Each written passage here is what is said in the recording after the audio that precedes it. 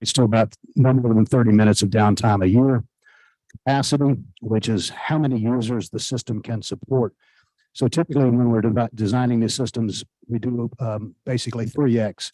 So we look at how much we're using the system now, and we would design it for about 3 times what we're wanting to use it for. That allows for any spikes in the use, whether it be a disaster or any other needs for outside entities to come in and use our system. It also allows for growth later on down the road and minimize CapEx if you have to expand the system. And last, on the requirement side is connectivity. It's also known as interoperability. And this is to whom you can communicate outside of your native radio system or your geographical area, basically being able to talk to your neighbors. And ultimately, the last and sometimes most important is cost. So the first 4, coverage, uptime, capacity, and connectivity, really have to balance out with whatever your budget is. Okay.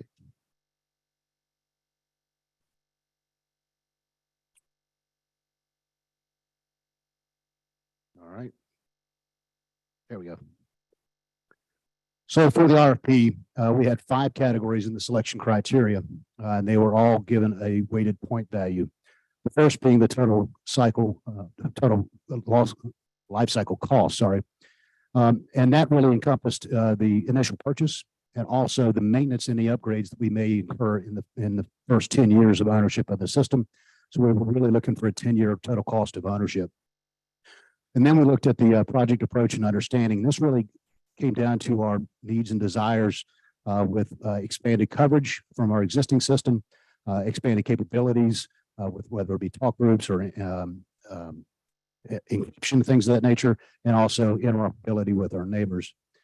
And then we looked at proposed solution technology, and this really dwelled on the components that these vendors were proposing. Are they current? You'd never want to buy a solution where you're buying something that's towards the end of life. We want something that is going to be useful throughout the life cycle of the solution. And then, of course, relevant experience and presentation are pretty self-explanatory. But those 5 categories totaled up to be 100 points.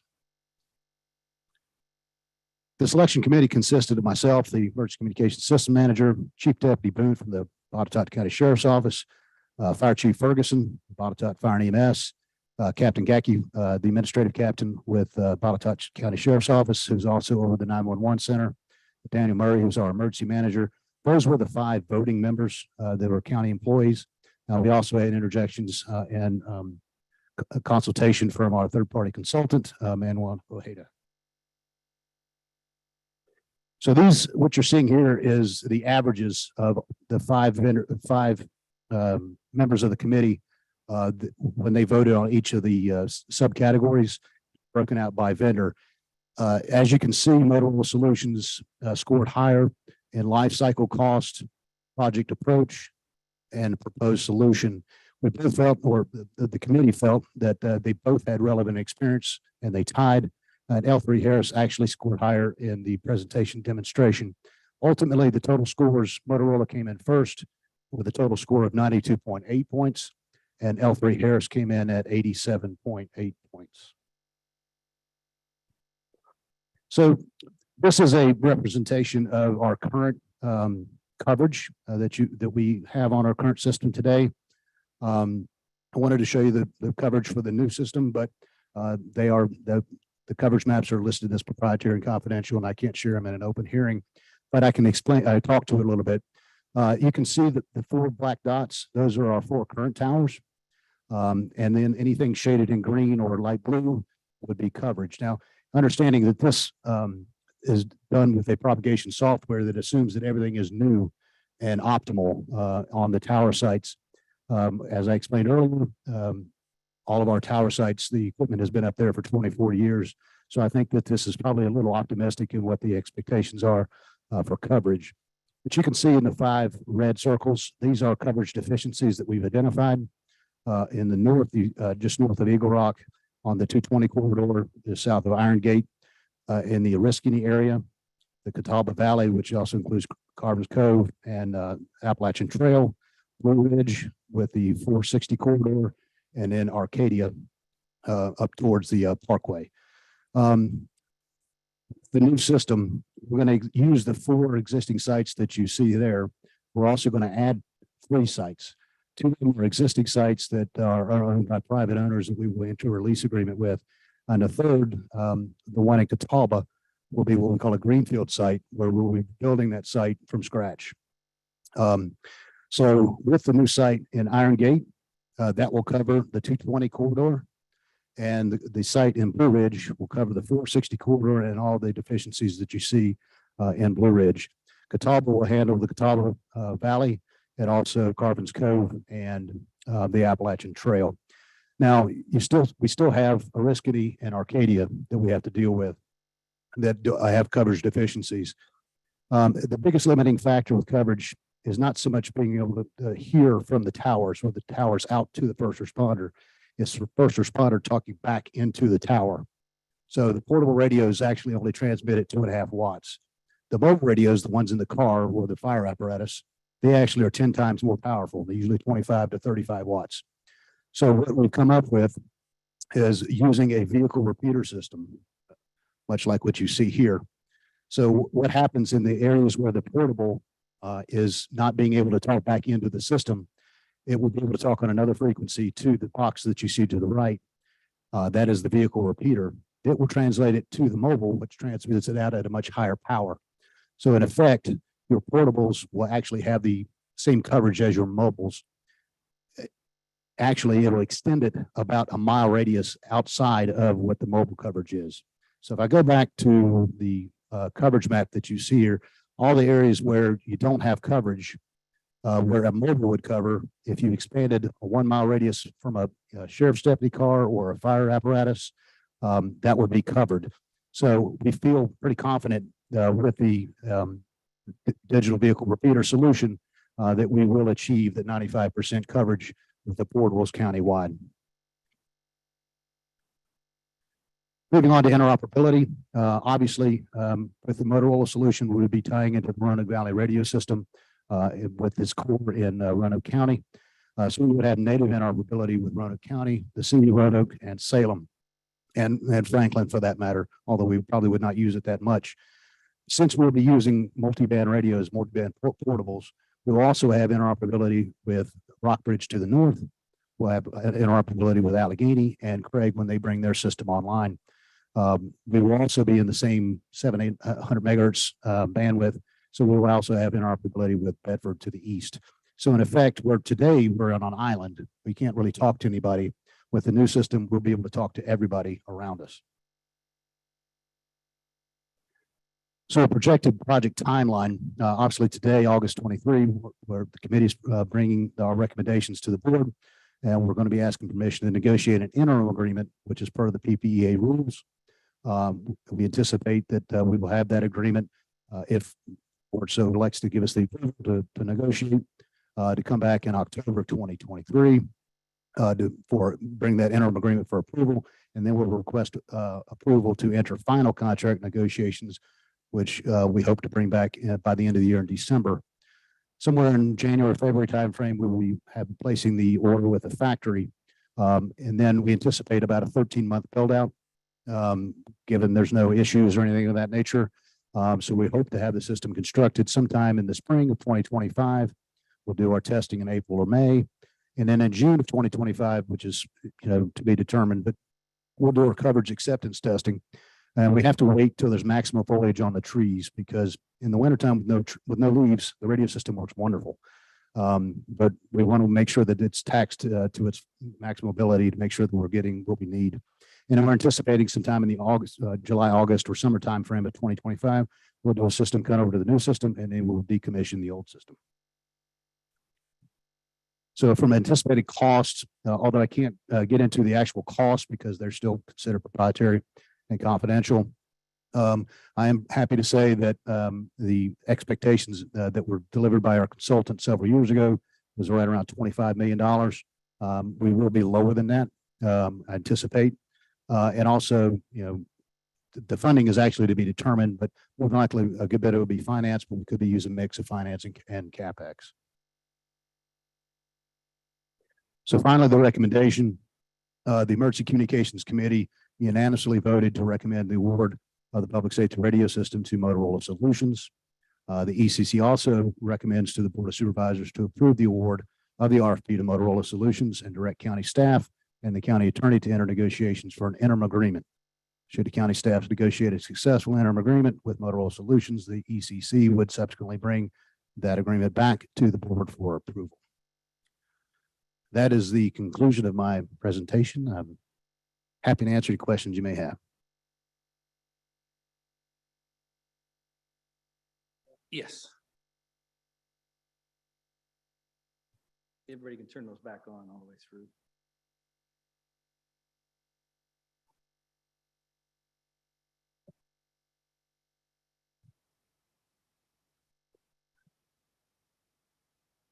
Just in the comparison between the two vendors, Yes, sir. I forgot what the life cycle cost difference, the rating for the life cycle cost, but can you share quantitatively any difference, what the difference was, or is that something it's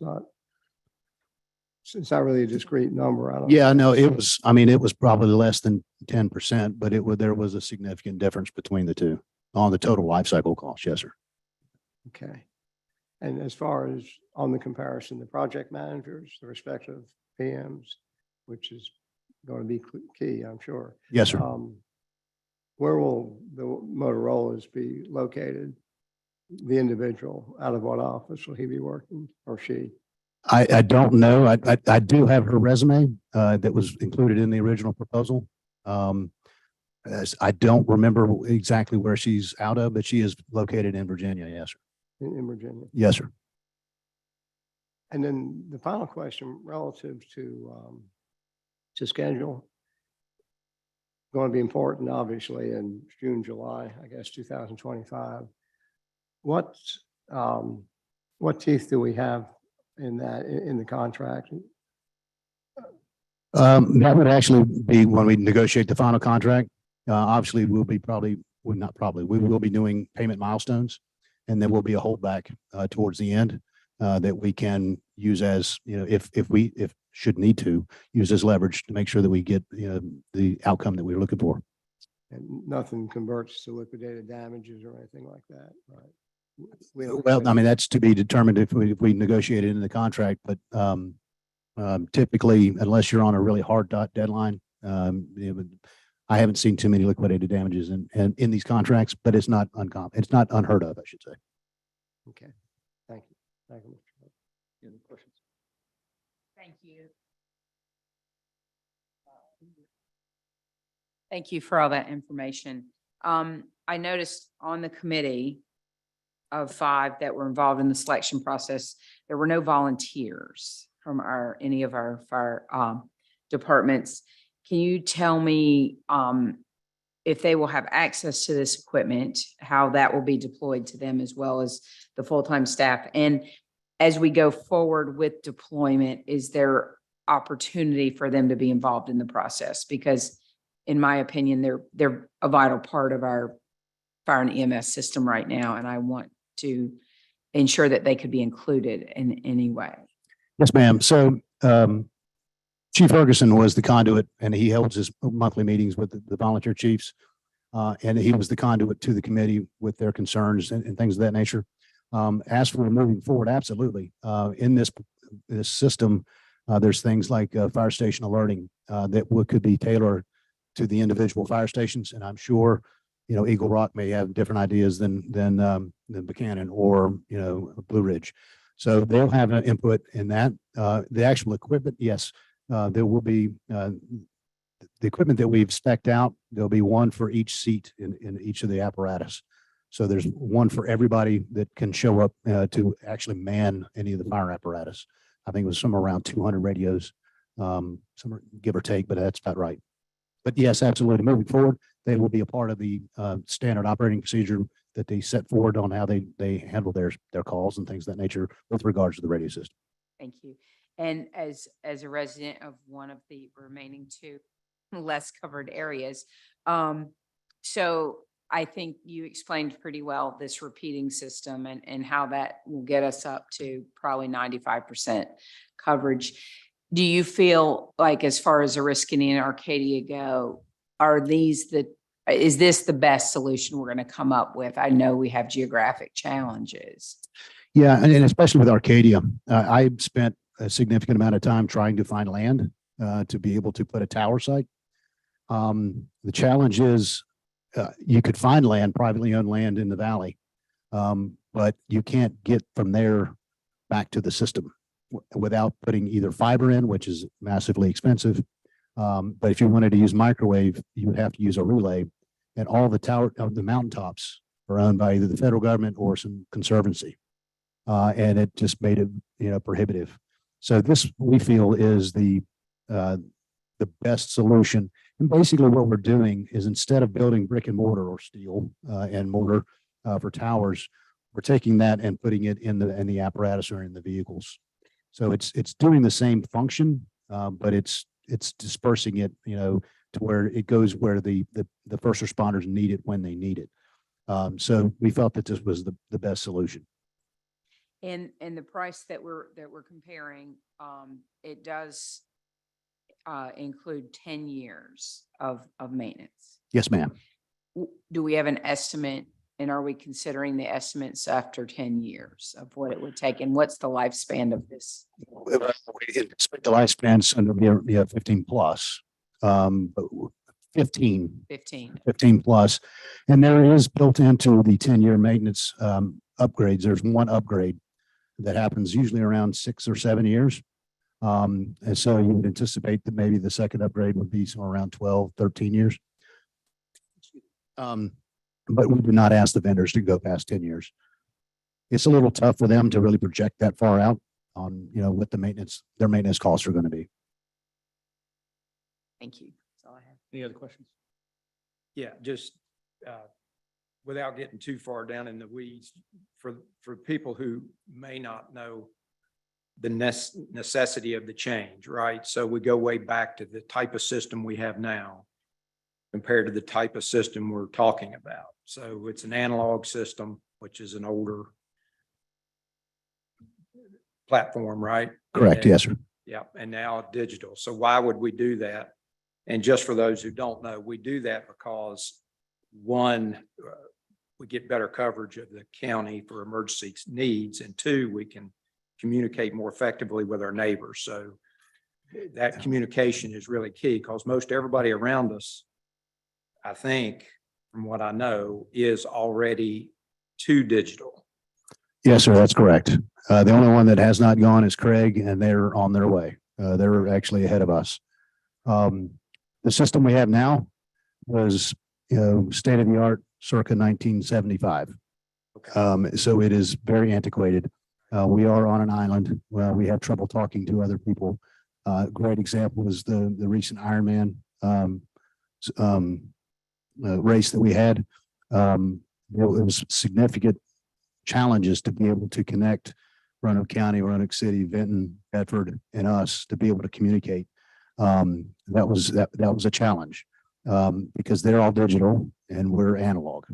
And so yeah, this is just bringing us up to current standards, into the 21st century, as it were. Yeah, thank you. And you said we're going to be at approximately 95% coverage at the end of this project. Where are we now with current analog system? If I had to guess, back to the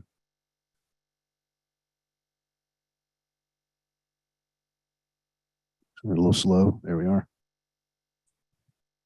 If I had to guess, knowing that this particular map is rather optimistic, I would say you're probably the low to mid 80s, which is, I hate to say it, is abysmal. Thank you so much for this. Just to make sure and clarify, which you probably already answered, if I have a handheld and I have my vehicle in another area, there's a mountain in between us, chances of it hitting the repeater are pretty good. Well, it really, without getting into weeds, the system is on a 700-800 megahertz, which doesn't propagate as well. The vehicle repeaters are actually going to be on the frequencies that we use today. And if you have a mountain in between you and the vehicle, probably not. But we're actually going to use a UHF frequency, which actually allows where in 800, you can transmit at 2.5 watts. In UHF, I can transmit at 5 watts. So it's twice as powerful. So even the 1 mile estimation that I've given is probably, I'm being conservative. But I feel very confident that we will, achieve that 95%. Now, if you're on the other side of a mountain from where your car is, it's been a bad day, in reality, but it could happen. Yes. But in that instance, you may be to the point where you're hitting another tower and you're able to actually hit the system on your own. Thank you. I appreciate it. Any other questions? One more question. The staff impact, our impact on our staff in terms of numbers. Yes, sir. I don't anticipate any FTEs while the system is being built. So obviously until, middle of 2025, there may be one FTE, probably in FY 26 or the latter part of 26. We'll just have to look at, how the project is going at that time. But eventually we would like to get a system technician on to help with maintaining the system, but not for probably 2 fiscal years. Just one person. Yes, sir, at this time. Any other comments, questions? Okay, thank you so much. I'm going to open. Thank you, it up Mr. Chairman. to Citizens comment. Is anybody here to talk about this? Has anybody been bringing forward? Okay, I'll close the citizen comment, and we have here in front of us the consideration for approval of this, as well as authorizing the county staff to enter a contract negotiations with Motorola Solutions. Do I have a motion? So moved. Second. Any discussion? If not, all in favor? Aye. Aye. Thank you. Let's move to number 17. This is a consideration property owner initiated petition for an amendment to the 2010 comprehensive plan.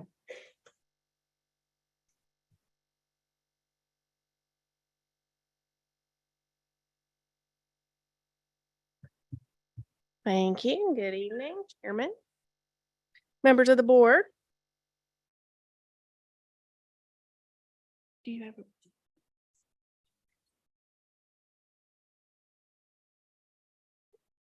Thank you. So the Board of Supervisors authorized consideration of a property owner initiated petition for an amendment to the 2010 Comprehensive Plan's future land use map in accordance with section 25-581.3 and section 25-581.4 to amend the future land use designation from mixed-use highway commercial to industrial flex for a 49.9 acre parcel located on Lee Highway, approximately 1/10 of a mile southwest of its intersection with Old Route 604, identified on the real property identification maps of Botetourt County is section 101-145. There are actually 3 actions that were comprised 2 ads, and if you are okay with it, in standard procedure, we'll proceed with the presentation on all of the related items, and then make sure that those items are up for your consideration at the conclusion of the presentation. So the other legal advertisement is the SR Investments Incorporated is requesting to rezone a 49.9 acre parcel from the business B2 use district to the industrial M1 use district with possible proffered conditions in accordance with section 25-323 and 25-581 of the Botetourt County Code, as well as a special exception permit pertaining to building height in accordance with 25-326D and section 25-583. The property is located on Lee Highway, as I've mentioned before, 1/10 of a mile southwest of its intersection with Old Route 604, and identified as 101-145 on the real property identification maps of Botetourt County. So as I mentioned, this involves a comprehensive plan amendment, a rezoning, and a special exception permit.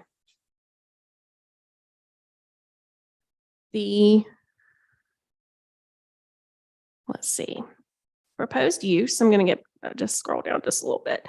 The Planning Commission actually heard this on 2 separate occasions, so we want to make sure that I am getting back to the original presentation because you all have not seen it as of yet. So bear with me just a second.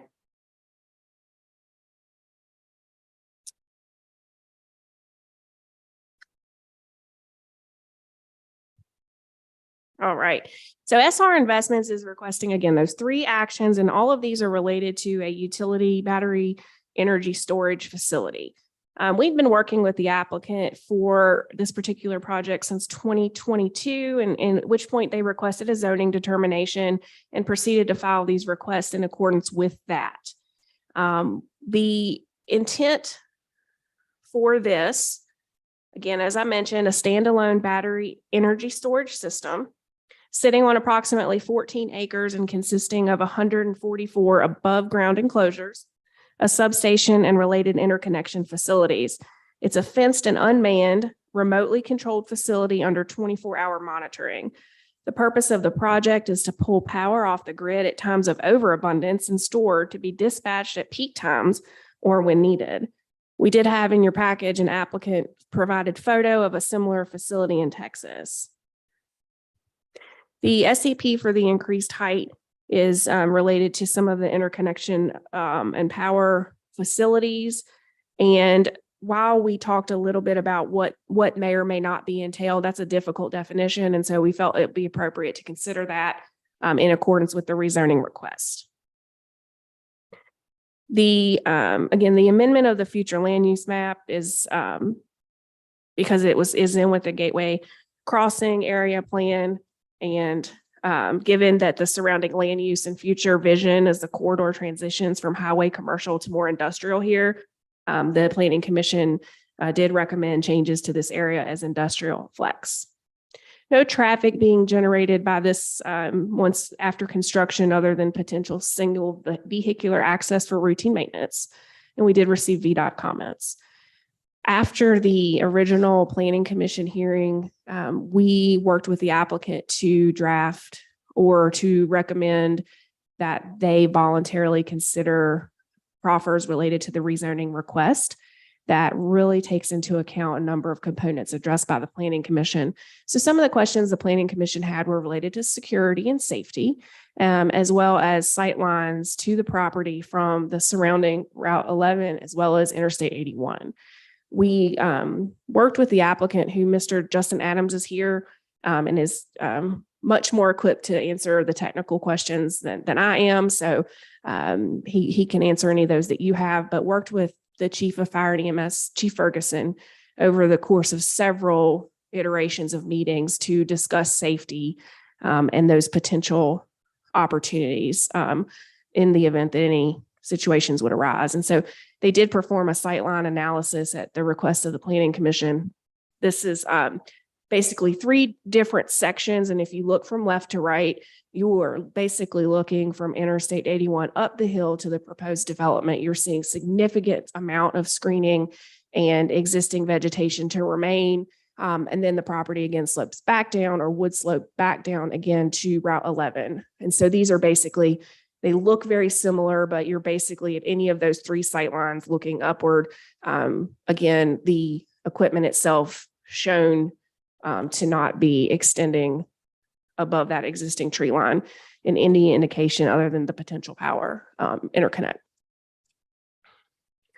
So again, we mentioned that the applicant did propose a host of 9 actually proffered conditions that talk about substantial conformance with the concept plan, further consideration and coordination with chief to ensure that there are guidance and information with an emergency operation plans that talks about roles and responsibilities, chain of communication, and training that would be provided as the project, if approved, were to move to construction. There is information about signage, information about the installation, addition, renewal, renovation, and repair that would need to be documented by an engineer in the Commonwealth of Virginia or someone else approved by the county, that the system components are designed and verified to meet all applicable safety standards. Again, standard noise notation that you see in all of our suggested conditions or proffers by the applicant, because the noise ordinance specifically exempts special exception uses. So we always put that back in there. And talking about on-site utility lines where feasible to be placed underground. And then there's proffer number 6 is actually lifted directly from the most updated solar decommissioning plan. So in the ordinance, we worked really hard to develop what we would feel would be a really solid decommissioning plan. And so because we don't have that for battery storage facilities, we actually worked with the applicant to hope that they would volunteer to provide, a pretty solid decommissioning plan, decommissioning bonding, to which they did. And then we also, of course, that has a 5-year update in order to, ensure those funds remain current. And then one thing that we are newly working on as we delve into the world of renewable energy is the state code, their allowance for us to negotiate siting agreements with renewable energy facilities. And so that is something that in different localities happens at different times in the process. So that has not occurred yet. So this just solidifies that before any building permits would be obtained, then that siting agreement would be executed. And then another thing that as we are increasingly familiar with renewable energy facilities, of course, there needs to be the ability for the power to be transported into the line. So that's, owned and operated by PJM. So that's another study that is required that they have to put the power in the grid. So just making sure that that study is firmed up and that we have access to it before we give them any authorization to proceed with construction. So the Planning Commission was generally not generally, they did not have any comments following all of the additional work and the submission of the proffer statement, as well as the feedback and the information we provided regarding coordination with Chief Ferguson. And so there was a unanimous recommendation of approval on all 3 of those draft motions, or all 3 of the motions. So I will be happy to take any questions. Any questions for Nicole? Nicole, you did mention that they would be under a bond for decommissioning. Any idea how much that would stand? What value of that bond? would be? Not until they would submit that decommissioning plan. Any other questions? Not? Applicant, Yes, Mr. Adams. would you like to have anything? Would you like to say anything?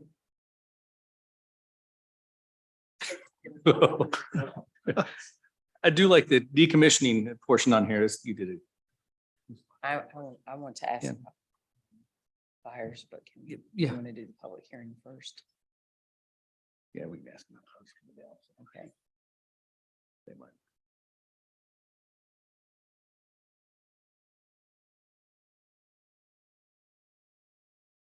Hi. Hi. Hello, Um, thank you. any questions for applicant here? So I have read about other facilities like this and the concerns about fire and fires at these facilities. Can you talk a little bit about that and what measures you have in place for fire Sure. suppression? So battery energy storage designs their batteries in such a way that it prevents propagation. They call it a thermal runaway event. And in their design process, and what we are proposing currently at this site is a Tesla Megapack 2XL. And they tend to be on the stronger end of safety performance. And they design their batteries in self-contained modular systems that are monitored 24 hours, 7 days a week. They are temperature controlled. How's that monitoring done? Monitoring is done. So there are there are automated systems within the battery itself, which would indicate or notice overcurrent or excessive heat. And then it would start to isolate those cells within the battery to prevent more heat from being generated. If it goes beyond the automated system, there's remote manned operators of the system that could also force a shutdown and isolate the system. Where would that be? Because these are unmanned. It could be right? anywhere. So it's remote somewhere, they get a message. Yep, They push a button and it Yep. shuts down. yep. Similar to many power plants. Or solar facilities or, you know. So yeah, so they are available 24 hours, 7 days a week. They can be called and worked, you know, in the event of some sort of event on the property. So I was saying that, you know, the goal is to prevent propagation and overheating. So there is a series of steps that occur. If it were to, you know, have an event where it begins to catch fire, then the design comes into play where it would prevent the propagation. And that is tested against when its UL certification is being done. So they take these battery systems, they design them, and then they go for a series of UL certifications, UL 9540A specifically, where they force them into thermal runaway. And what has shown, specifically in these Tesla Megapack 2XLs, is that they don't propagate. They don't spread within the system, and they don't spread to adjacent containers. So the conventional form of fire fighting is to let the system burn itself out. Applying water to it has shown to just extend the thermal event longer, and also spraying water on electrical components is generally not something that's recommended. These events in these particular battery have been shown to last from 4 to 6 hours if they were to occur.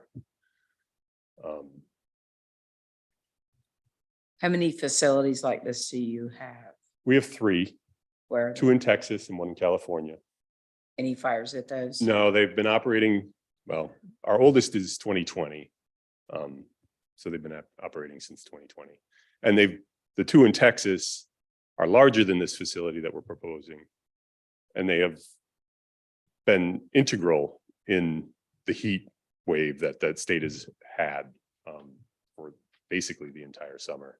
So they've operated through the heat, they've performed and provided power to the grid and helped to stabilize the grid in such a way that prevents brownouts or power outages from occurring. So the battery system is in itself an important piece to the grid, like a substation in a way, where it would regulate the power, it would help to stabilize the power, and it would provide power when the grid needs it. Any other questions? So these batteries are contained in a, in what, in a metal? Yeah, so they sit back to back. There's 2 battery modules that sit back to back. So that combined, they're 8 feet wide, about 8 or 9 feet tall, and about 30 feet long. They look like a sea container. Very similar. It's layered steel on the outside. And then there are vents in the top, which run fans to cool, and they don't really heat, but they cool the system to keep it at a steady temperature. And it's automatically pulled out onto the grid when it needs it, and You know, well, that's not automated. So that's part of the operator, the people that are running it 24/7. The energy business is complex and dynamic, and it is evolving. And the methods for when to charge and discharge are becoming much more by the minute rather than the hour or the day. So that it would operate in a more dynamic sort of way. The one thing I did see is that on a solar panel, a Tesla one, it does, if it shows the grid, the portion of the grid that's bad. And then what happens is Tesla sends another one out and then they retrieve that one. Is that still the same? Yeah, so we are proposing a 100 megawatt system, and our interconnection with AEP would guarantee 100 megawatts. And then our contract with the battery manufacturer would also guarantee 100 megawatts. So again, back to the operator and monitoring system, if something were underperforming or not performing quite properly, we would send a maintenance personnel out to the site. They would assess the situation, and they can, so these systems are, they're cabinets, and then there are racks of batteries within them, and they can actually pull out individual batteries and replace them. The batteries are about 70 pounds a piece. They're the same batteries that are used in EVs. Any concerns about any leachate from these facilities? Think about, obviously thinking about water supply. The batteries are solid. There's no liquids in the batteries themselves. There is a glycol solution that is used for the cooling. It's a water and glycol mixture, which is generally considered non-toxic. So there's no free-flowing liquids. As I was saying, in firefighting techniques are to let them burn out. So you wouldn't be applying water, which would create runoff from the site. If water were to be used for some reason, we do have a stormwater system that would capture the runoff from the site. So it's a self-contained site. A small amount of water would be used in any. But that would be discharged into the public sewer, right? No, It would be self-contained. Yeah. It would go into the stormwater system, stay in the stormwater system, and then we would either, I'm describing a situation that isn't likely because we wouldn't be applying water to the system in the first place. The site is designed to be self-contained in the sense that its stormwater system would contain the site and be in compliance with code.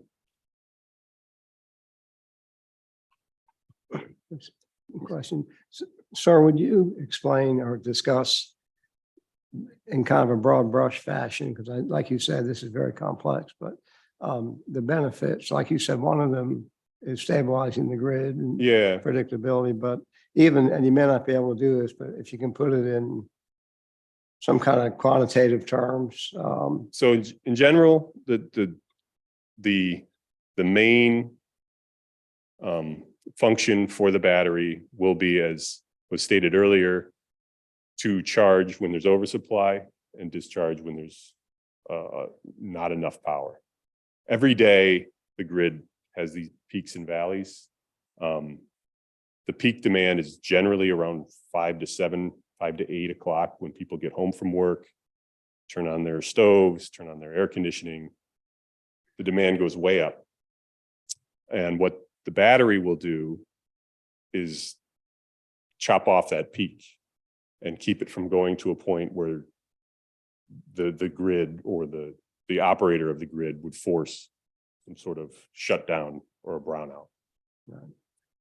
So on a day-to-day basis, and that usually tracks with excessive heat or some sort of weather event when the grid cannot possibly handle that amount of power demand.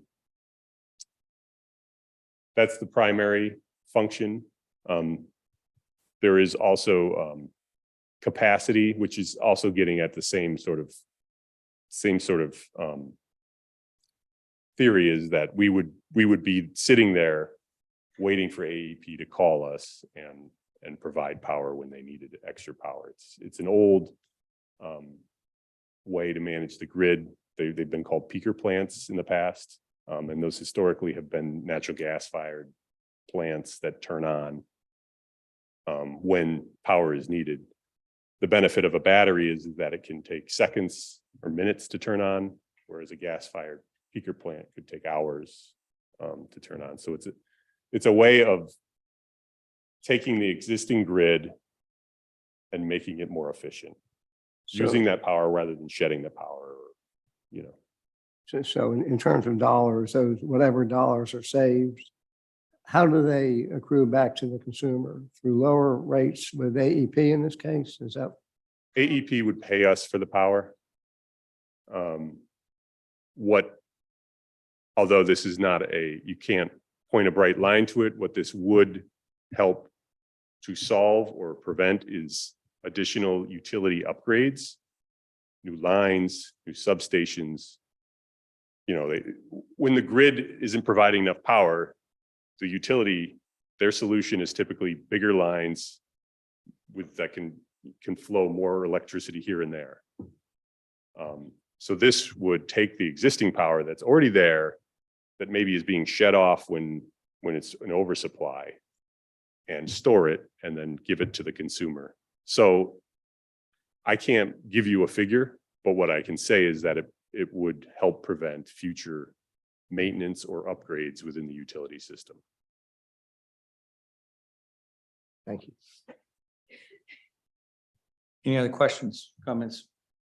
If not, thank you, sir. I Thank appreciate you. it. All of the public hearing. Anybody here? Go ahead, just right up there, Mr. Go.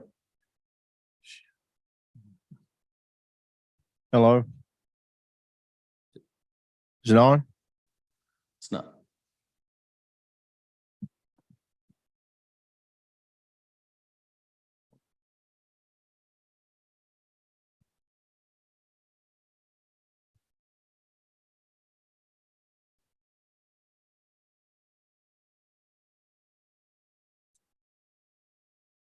Hello, my name is Danny Goode, and thank you, Mr. Chairman, for allowing me to speak. I have 3 questions. The first one is being constructed at the top of the hill. It seems that you provide 2 entry paths to Tinker Creek. There has been a spill in that area in the past and a big fish kill from the agricultural supply that's across Lee Highway. That would be one question as to why you would have it at the top of the hill as opposed, so the runoff would be in one direction and more easily contained. The second question would be, what is the interface with emergency services so that they have the proper training to know not to put water on this system? Most of the time with chemical plants, you have someone at the plant who's able to provide direction depending on what materials are involved and how that might be controlled. Without anyone on site, it seems like there could be great variability with what they might end up with in a fire event. And the third question is, if there is a fire and water's put on it, there is some capacity for the stormwater. I guess my question would be, what is that capacity? And what rain event would cause you to exceed that capacity and then to cause a spill at that point into Tinker Creek? Thank you. Thank you. Would you like to answer those questions? Yes. I think he answered the first one for you, but With regards to the runoff from the site, the material, the batteries don't contain liquids. They shouldn't leach or run off into the tributaries. The stormwater system is still being designed. It would be designed to code standards so that the site would be contained in such a way that it would prevent, overflow of stormwater into the environment. And the training or the interface with Botetourt Fire, we did meet with Fire Chief Ferguson on a few occasions. And the commitment we have as a company is to, as when we have final engineering of the project, we have an operator and a manufacturer under contract. We would work with emergency services to develop a comprehensive emergency response plan. And this would include the steps and the chain of command that would occur in the event of a thermal event. We would back that up with annual training or training as recommended or requested by Botetourt Fire. If that plan were to update or change over time, we would provide training again. It's a valuable system. It's a complex system. We don't want anything to go wrong, so we want to give the emergency services the tools that they need to respond accordingly. Yes, sir. Thank you. Anybody else? No other? Close the public hearing. Here we have, I think, 3 items that we need to vote on. Here is a land rezoning comprehensive plan amendment and the special exception permit. For the first one, the comprehensive plan amendment for the future land use map. Number 9, do I hear a motion? Move for approval. I'll second that. Any discussion? Mr. Chairman, if I may, I'll just kind of take this opportunity to ask a question, not particularly related to that motion, but to the overall project. Looking at the overall grid and thinking in terms of catastrophic incidents that might happen. So this thing's churning along, whether it's active on the grid at any moment or not, but let's just say something takes it out, the whole thing en masse. The remainder of the grid is unaffected by that. Is that true? And this is all part of our interconnection ability, designed in a safe way, prevent negative effects. Okay, thank you. So we have a first and a second. Any other discussion? If not, all in favor? Aye. And then we have for the M1 rezoning request with the following proffers that were in place. 1 through 7, 8, 9, excuse me, 9 of them. Do I hear a motion? Motion to approve. A second. I'll second. Any discussion? None, all in favor? Aye. And the last one here we have is a special exception, I think it's on height, wasn't it?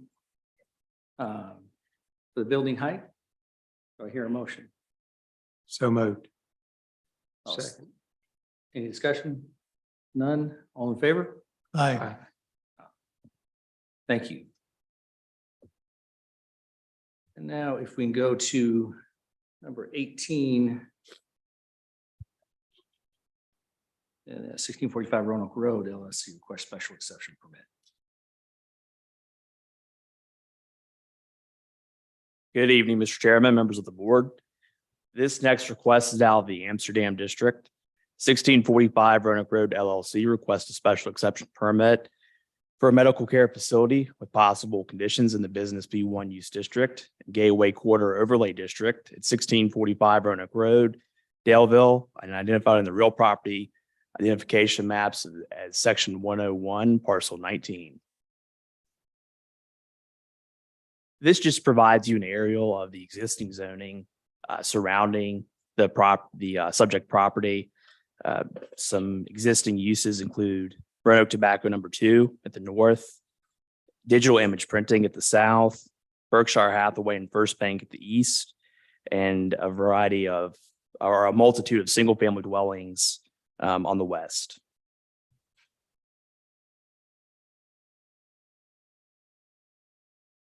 So this is the proposed location of the site. It is currently unoccupied. The proposed location would be a majority of the first floor here. of this building. The leasee would be Renew Psychiatric Services, who they currently operate out of Salem, Virginia. There would be 3 total staff members, 1 psychiatric nurse practitioner who is licensed to operate independently, in addition to 2 administrative staff who would work under her. Mishi Bolden is the psychiatric nurse practitioner who would be owning and operating the facility. She estimates that around 8 to 10 patients would visit the site per day. The layout would include a waiting room, an administrative office, and 2 exam rooms. There are no proposed changes to the interior or exterior of the building. Any such changes would require a building and zoning permit.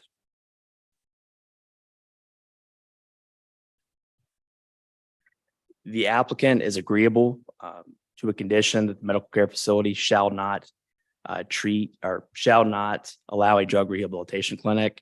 The area of practice that Ms. Bolden focuses on is treating conditions such as ADHD, depression, and anxiety. Those are her 3 main areas of emphasis where she treats. She actually has said that she reviews a patient's medical history and screens out anyone with a history of drug abuse in their medical records. That's all I have. Ms. Bolden is in attendance. We are happy to answer any questions you have at this time. Any questions? If not, can I have the applicant? Would you like to speak? Or?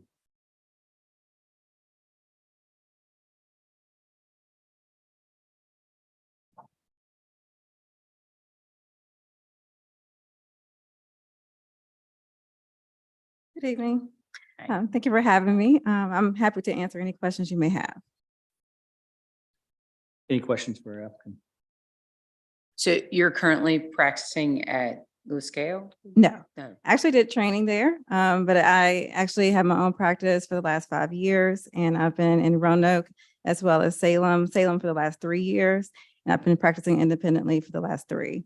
And you would be down here full time, or would you I will be here full time. be here? Yes. full time? Mhm. You are a registered nurse. So I've been a registered nurse since 2006, but I've been a psychiatric nurse practitioner since 2016. Okay, there won't be a medical doctor there, just you, right? That is correct. I'm independent.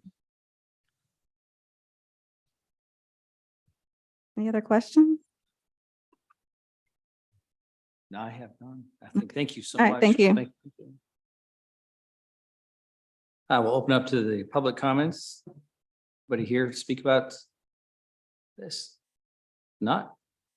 Close the public hearing. And do I have a motion for the approval of the medical care facility to be one use district? I will make that motion, Mr. Chairman. I'll I'll second. second. Okay. Any discussion? So this motion carries special exemption permit for a medical care facility, and under recommendations by the planning commission says shall not allow drug rehabilitation clinic. Is that right? With the following condition. Yeah. All right. Very good. We have a motion and a second. Any other discussion? If not, all in favor? Aye. Aye. Thank you very much, ma'am. Thank you. Now, if we can go to number 20 in the Valley District, the Martley Group Properties LLC. Good afternoon, Mr. Chairman, members of the board. The next item on your agenda. Let me get there.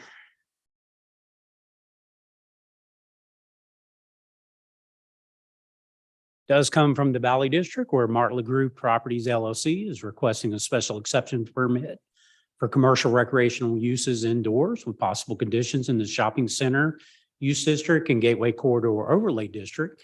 This is located at 2708 Lee Highway and identified on the rear property identification maps of Botetourt County as section 101, partial 175A. On your screen is a copy of the zoning map from the GIS system. The subject property is outlined in red, and you might be familiar with it. It's the Mountain View Plaza Shopping Center located at the corner of Lee Highway and Old Route 604. This shopping center, as you know, is basically anchored by the Dollar General Market.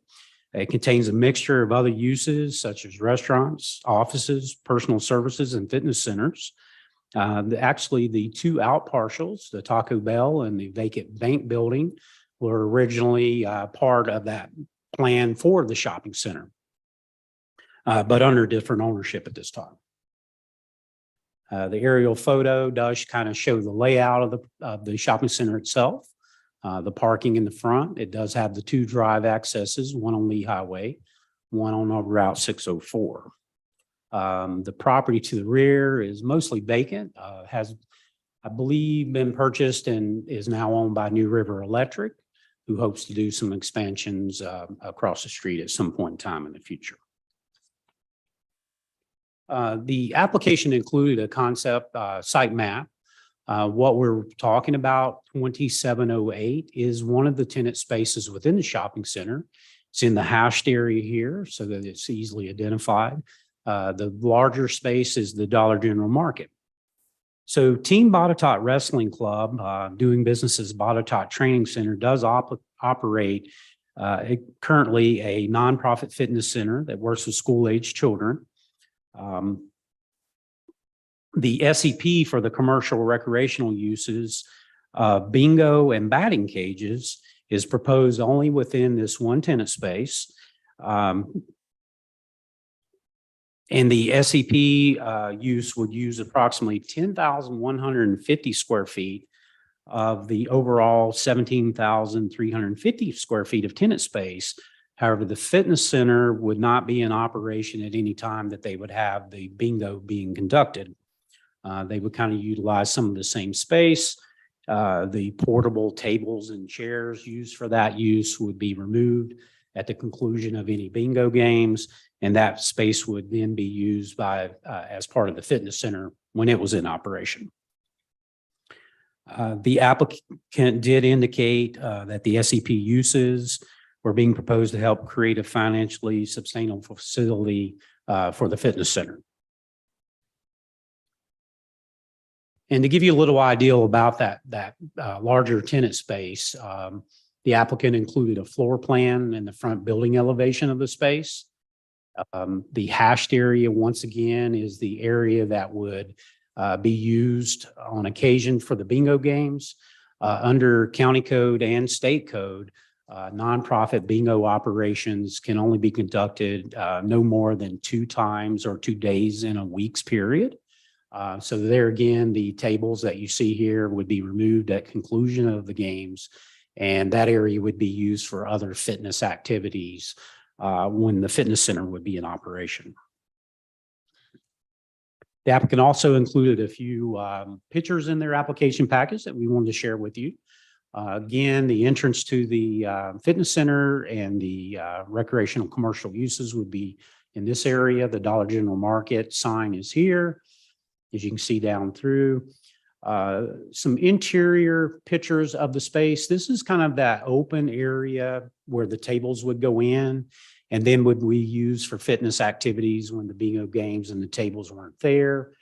They did provide just an illustration. This is not existing at this time, but when the tables are taking up, some of the batting cage netting, it rescinds up into the ceiling, would come down for use in some of that area. These are pictures of the facility, of the youth that is in training. They do a lot of fitness training and things of that nature with the weights and other activities of course, in the open areas. Now, with any special exception permit, staff generally does provide some suggested conditions for your consideration. In this particular case, we suggested a condition that the recreational uses be limited to that one tenant space that's being proposed at the 2708 B Highway address. That way, it wouldn't be expanding any larger into another space. The commercial recreational uses would be limited to bingo and batting cages. that the commercial recreational uses be developed and only occupy the portions of the tenant spaces as shown on the floor plan. And that compliance with the Virginia Building Code and updated certificate of occupancy shall be required prior to the commencement of any of these uses. That noise generated would still be subject to the Botetourt County noise ordinance, and of course that any other specifications, local, state, and federal will be complied with. Now, the Planning Commission is recommending unanimously that this use be recommended for approval, subject to the conditions outlined in staff's background report and as well as in your extract. There were no public comments actually received before or during the public hearing before Planning Commission or before this meeting. And the applicant is in the audience here tonight. Should you have any questions of them, I believe they have their engineer here with them as well. That's helping them work on some improvements on the overall site of the shopping center, as well as other spaces like this one. And of course, I'll be happy to answer any questions you have at this time. Any questions for Drew at all? Mr. Chairman, Drew, did we mention the hours of operation of the bingo game or not? Oh, the applicant could probably tell you a little bit more about the hours of operation. Typically, they're held in the afternoon at a time where the fitness center would not be in operation. But again, per state and local county code, nonprofit bingo operations can only operate no more than 2 times or 2 days per week. So it would not be on an everyday basis. They could probably speak a little bit more about their specific hours.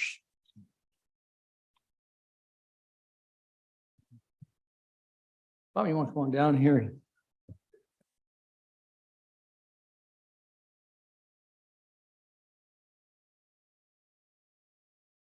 Kind of coined this saving the best for last. There you go. You guys have a tough job. Thanks for letting me speak. I'm Bobby Stewart. This is Hunter Young. I'm a lifelong Boco resident. I'm a 94 graduate of Lord Botetourt. I'm a 98 graduate of the Citadel Military College, South Carolina. I was a scholarship wrestler there. I was a 4-year starter, 2-time team captain. And I moved back here in 2000 and I realized that there wasn't enough kids training for the next level, whether that be D1, D2, or D3, or heck, today, trade schools have sports. Mhm. And why? Confidence. The reason they don't have confidence, they don't have the training. The kids that did compete at those levels were overtly goal-driven, or they had the funding to get the training they need. I'm also the co-owner of Mountain View Plaza, and I am the executive director of Botetourt Training Center. When my partner and I set out to buy the building, it was for that vacant 18,000 feet to the right of Dollar General. It remained vacant since 2009. So we knew that that would be a great place to house Botetourt Training Center. And so we pumped over $1 million to renovate the space, which I implore each of you to come see what we've done. It's a beautiful place. And we had the goal of giving back to our community and helping our kids train. The problem with charities, you got to raise money. And you can do it individually. But guess what? 5,000 gift or discount cards came from football teams out of 2 high schools at $25 a piece over the last few weeks. Heck, I bought 3 of them. And if you go to corporations, you got to get on a list. It takes time. We mirrored and looked and said that 2 organizations we thought were extremely successful, Roanoke Valley Star Soccer and Maroon Crush, sustained their athletic programs through bingo. And it offers a community gathering, a family fun event, and we feel it will help us control our fundraising. So therefore, we submitted the special exception permit in hopes of approval, and I'll be more than happy to answer any questions. Your answer is 1 to 5 or 6 to 10. We're closed out. Gaming would stop at 8, clean up and out of the door by 10 p.m. Okay, thank you. And it would be an afternoon thing. Yeah. Now, in a correction, Botetourt County does only allow 2 days a week. The state of Virginia allows to play 7 days a week now. There has been some changes. We would never play 7 days a week anyway. So 2 days a week are what we are looking at, Saturday and Sunday afternoons mainly. One of the things that being on that bingo scene before with my kids and trying to get extra money, and I agree, bingo is one of the better ways to do so. The only thing that I did not like is you come home and you can't go back into the house without taking all the clothes off. You know, No and smoking. And There- that's what I want to make sure of. There's Yeah, no there will be smoking. no smoking. The one little unit you saw that was hashed was originally concepted as a smoking room, but after a while of thinking about it, we said no smoking. And several kind of mentors I have that are South Boston area said, the Eagles Club, for example, they got rid of smoking, didn't miss a lick. Nobody will offer a smoking out front and have a pots for them to dispose of their trash or out back, and no smoking, not inside the building. I've been there. That's years to that, yeah. Can you explain, Bobby, the way you have your nonprofit set up and how is that different from the business? Yes. And where do the proceeds go? I think the nonprofit will run the bingo. Right. Well, the nonprofit will administer the bingo. Bingo has to be captured into a separate account and goes under state auditing. We have to submit reports every quarter. It donates the money to the charity. It gives a certain percentage back to the state to pay its fees. And then the charity has the funds to buy equipment, to bring in the coaches and do the training. The charity is separate from our business model, but it's not combined. It's a trickle up effect because I am the director of the nonprofit, which being able to sustain a market rate of that square footage and paying for it improves the building revenue. That also helps improve the building, which is also what we're after as well. So at the end of the day, square foot equals a certain market value. This is a way for us to be able to pay for that. If we had 100 kids at $150 a month, bringing in $15,000 a month, that's still not enough to pay for the operations of that facility, water, power, sewer, fees for, any marketing equipment and coaches that you hire. How many kids do you have? Right now, we have over 65 registered. We pump, 12 to 16 kids on average, 5 days a week out of there. Again, we're in football season, so we have a lot of multi-sport athlete kids. So we get it. As we approach to wrestling season and these other seasons in, that number will pick up. And we offer kids CrossFit, we offer tumbling, we offer wrestling, and so it's a lot of speed, agility, and strength training in there. So, we train Botetourt's volleyball team, a plethora of football kids all over this valley, William Fleming, William Byrd. So we have a tremendous amount of geographical location that we are currently covering now that kids come and visit us. All you had to say is you're a graduate of the Citadel when you have my Yes, sir. vote. I saw that ring from way over there. Time for talk, right? Yeah. Say less. We met a long ago, but it was a long time ago. Good to How are see you going to Yeah, market sure. this Well- bingo? Social media, there's rules. I'm meeting with the state. We are already licensed with the state of Virginia. So we had that 6 months ago. So I'm meeting with the representative next week and figure out what I can do. There's certain things, we'll put it in the Fincastle paper. We'll put it on social media, but you can't have bingo bigger than your charity name. So there's just rules, but social media and the newspaper. And once we get going, word of mouth spreads pretty quickly. With some of these bingo places, they do have food and drinks. Is that Yes, sir. something you would? We will not make food or get rid of any food waste there, but we look at having it catered from, we have Best Walk, we have Bella, we have tenants that we want to help out as well. So we want to pick an easy menu, come in there and stock it. People can go and buy something simple and easy, and that way they can have their food and drinks in there. How And it do keeps us out of having to hire a chef. the batting cages. Yes, sir. How do they work? How do they work? Yeah. As you saw in that picture, they're a motorized system that retract up into the ceiling when they're not in use. And then you just push a button and they drop down. It has multiple dividers. So you can have pitching in 2 runs. You can have batting or tee work. There will be turf put down underneath of there too. They won't be working right on concrete, but that's kind of the trick. When during the weekdays while batting's going on and pitching, they lower. And then on the weekends, they raise up Friday night. We disperse the tables and the chairs, operate the gaming, stack the chairs and the tables back up. And then Monday, Tuesday, whatever day, the batting cages can descend out of the ceiling and keep on getting it. So your turf is going down, is that correct? And then you're bring the turf back up to put? the No. kids- Turf stays down. Okay. I The, was gonna the say, chairs my- and tables will go on the turf. Batting machines and softball, baseball machines there? There will be. We don't have those yet, but we have a massive demand for Yes. indoor batting. It is like, I commend you for doing this. Just absolutely in need in Botetourt County, as we talked about this before. I can't tell you, I drove to Salem so many different times. I spent a whole lot of money down there and I'm glad that you have something going on here. yep. And, you know, we want to help kids build confidence, help their social health, mental health, physical health. And, you know, there'll be a community dynamic of them contributing to the community as well. We have a lot in mind for the kids of the community. Bobby, do you have any kids here today that are in here in the audience that are? Well, I might, I have one, Silas, yep, and Zayden Wynn is a wrestler for me. I'm also the James River High School head wrestling coach. Very nice. And Zayden Wynn here was a state champion for me last year.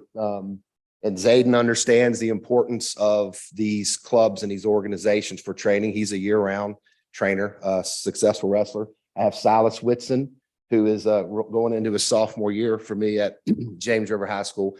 A lot of kids are at the facility practicing right now. Others are on the football practice field for James River Botetourt. But I do have quite a few, supporters here and folks, if you'd like to chat. I think I think we'll be hearing from a couple of them here, I think. Yeah. So any other questions you have for Bob? If not, I'll open up Thank you. public comment. Thank you very Appreciate much. it. Thank you very much. If I can open up public comments, I have two individuals. A. Whitson.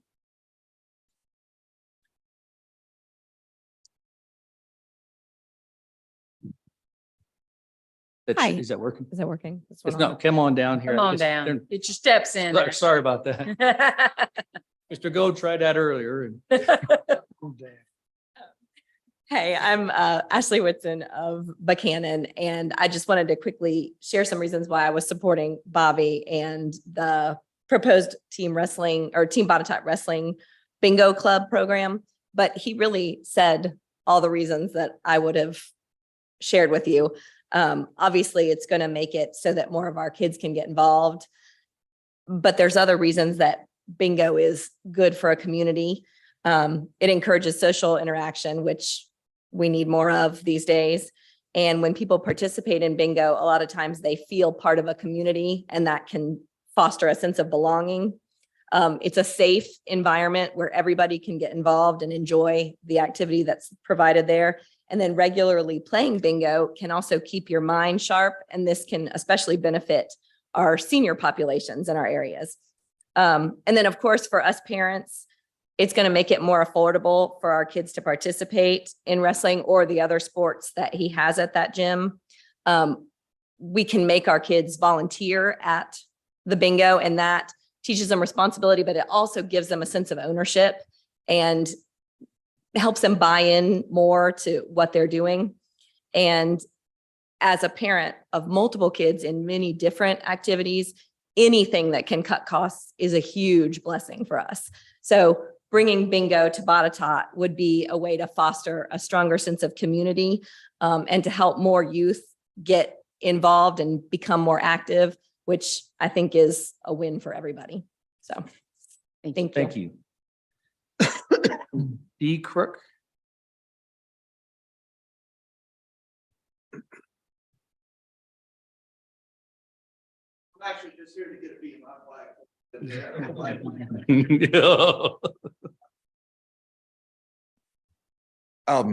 I'm just here to support Bobby. He's someone I've known for a long time, wrestled at the Citadel, and one of my good memory I have of him was I was a sophomore at VMI and walking into one of the facilities there, and Bobby gets off the bus and comes, sits high, and just because we went to high school together, and just a stand-up guy. But the most important thing that Bobby Stewart is doing here is reinvested in our community. Most importantly, reinvested in our children. My daughter comes to me last summer, says, "Dad, I want to wrestle." I'm like, what? And the first person that came to my mind that I wanted her under was this gentleman right here, because I knew that he would respect her as a woman wrestler and train her right. She wrestled at Reed Mountain, and then this spring we got her into Team Botetourt, and it's been nonstop ever since. And just the things that those guys have done for my child in confidence and what she's about, I'm getting to be afraid of her. I mean, she steps up to me at home, wanting to wrestle, and I do Brazilian jiu-jitsu on the side. I don't look like it, but you know, she's tough and she's getting stronger by the day. And I never thought I'd be a wrestling dad, but here I am, you know, hook, line, and sinker. And I just think that, you know, bringing the bingo in to help supplement the income there to, you know, to facilitate the investment in our children. I mean, come on, bingo's the third biggest draw at the Buchanan Carnival, you know, to the carnival and the soggy French fries. So, you know, it's popular. I mean, I sat down at the bingo table myself and, you know, this past summer and had a blast. So I just think it's I think it's a good thing to do. And like the young lady said prior to me, you know, it brings the community together by bringing people together in a good atmosphere. So I really hope you guys consider this and let them move forward. Thank you. Thank you. Any other individuals? All right, close the public hearing. This is based on a couple of conditions, but recommending condition approval of the SEP for the commercial and recreational use indoors with the following conditions, 1 through 6. And I'd certainly like to make that motion. Yeah, I'd second that. Any discussion? Yes, I will just add, Bobby, I think you're onto something at the Botetourt County Fair in Buchanan 2 weeks ago. We partnered with the Chamber of Commerce that Friday night to do an event and kind of kick off the fair. And we did some just really impromptu. The Kiwanis Club came and did some bingo, and we did 160 cards that night. So I think you're on to something. It was really fun. Oh, that's like 1 day a year. So that's no, it shows you how popular it was. And we have a picture of a granddad with his son, with his grandson sitting there working the bingo card. So it was really cool. Fantastic. Well, we have a motion and a second. All in favor? Aye. Congratulations. Thank you very much for doing what you're doing for these kids. And Mr. Martin, Sir. like to make. Yes, sir. Mr. Chairman, I'd like to make a motion to adjourn. So moved.